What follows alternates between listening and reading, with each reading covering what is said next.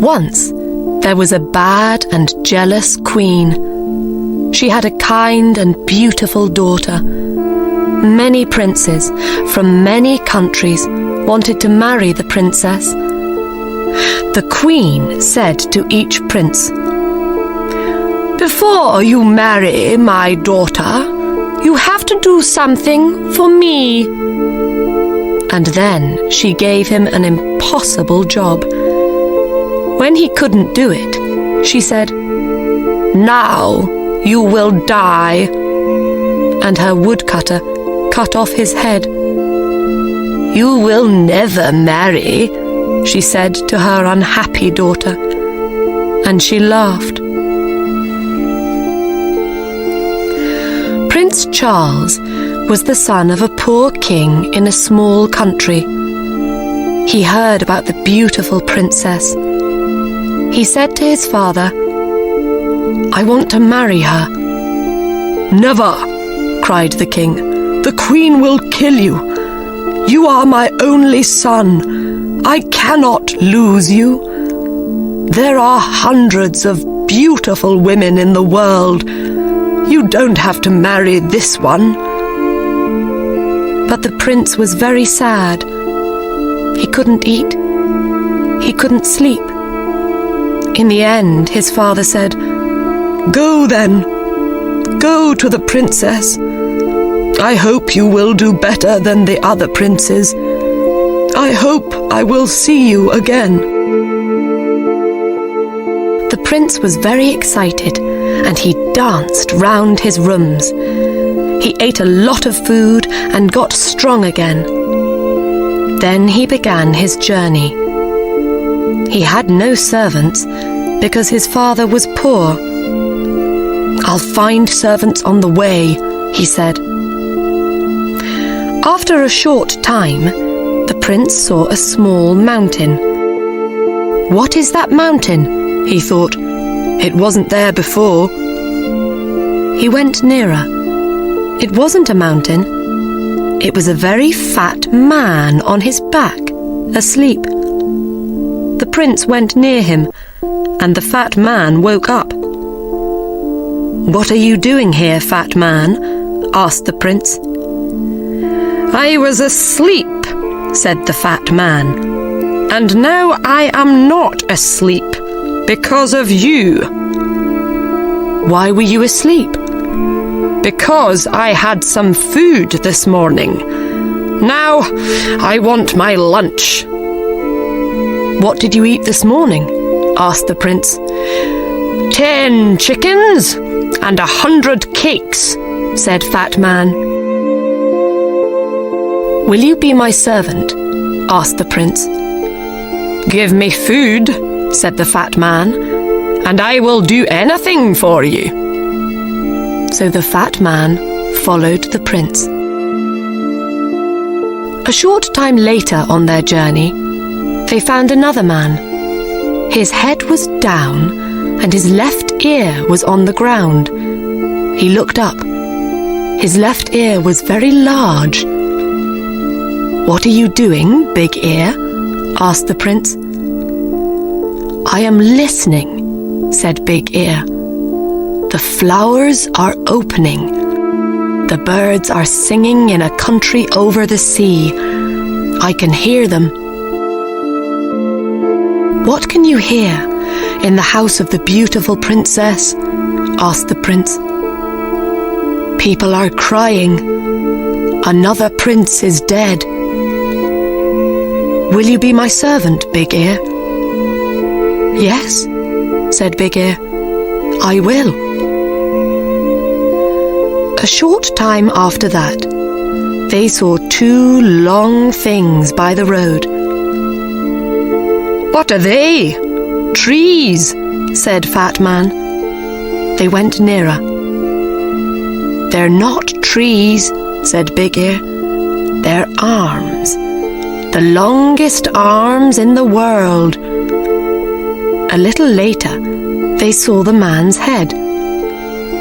"You are a very long person," said the prince. "I can be longer than this," said Long Arms.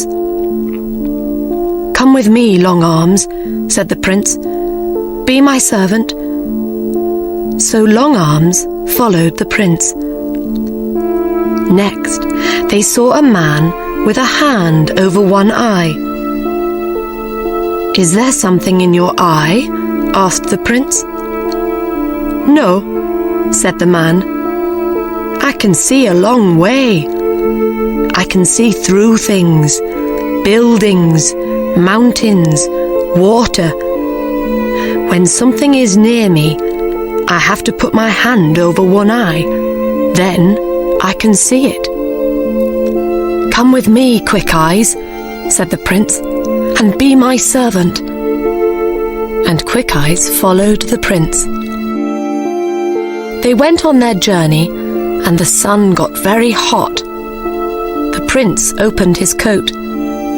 They came to a man by the road. He wore 2 thick coats and a large hat. They could not see his face. He said, "I am cold, cold, cold." "Why are you cold, cold man?" asked the prince. "The sun is very hot, and our coats and shirts are open.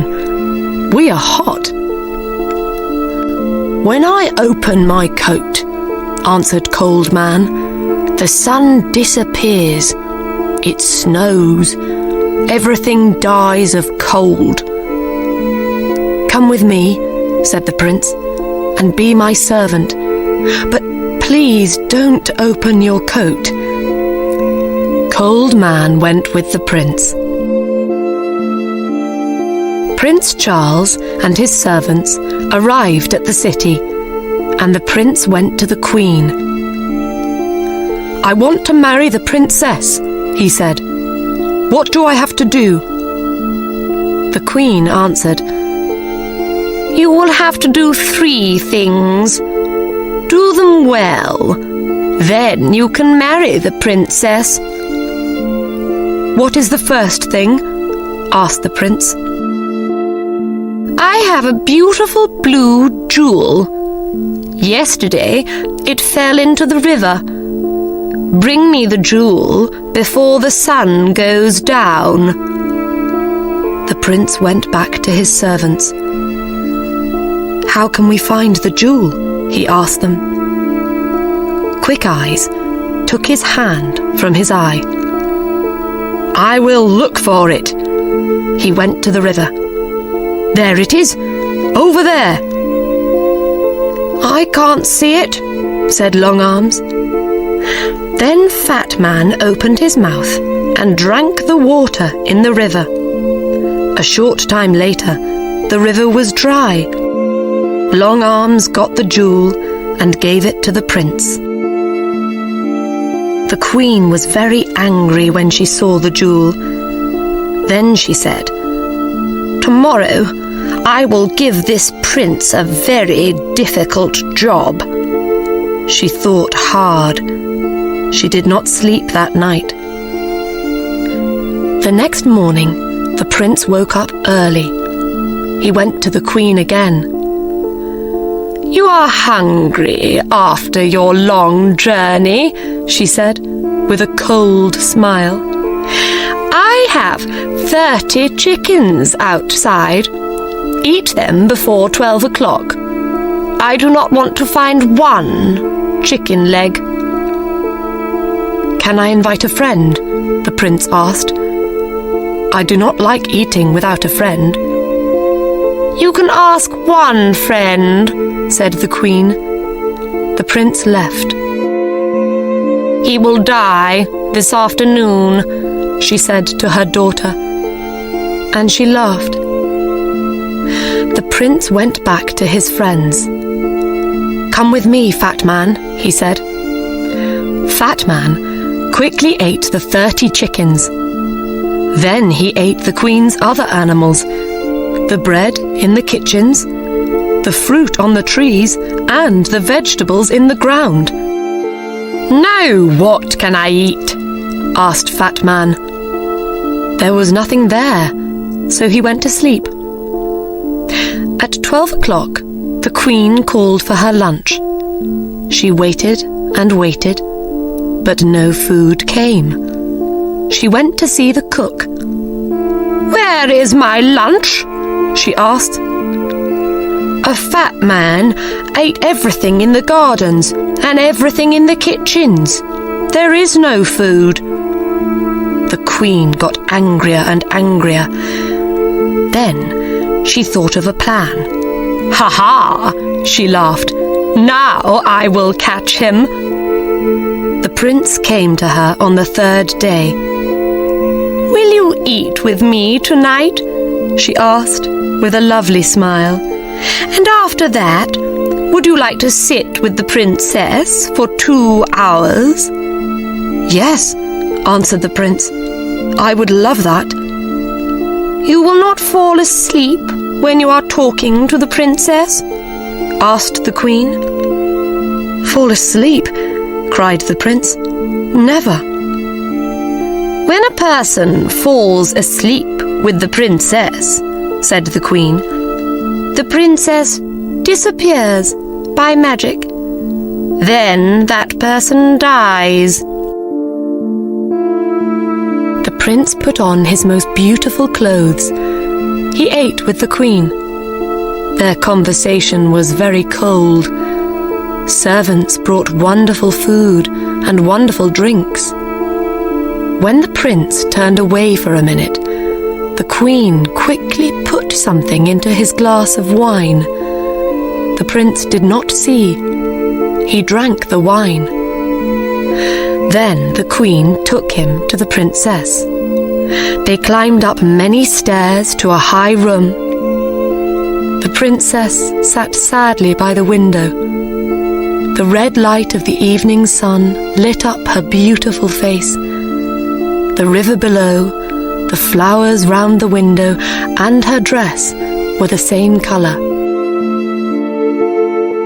The prince sat near the princess. They were very happy for a short time.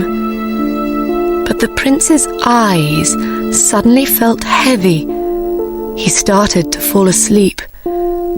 He couldn't hear the princess's words. His eyes shut.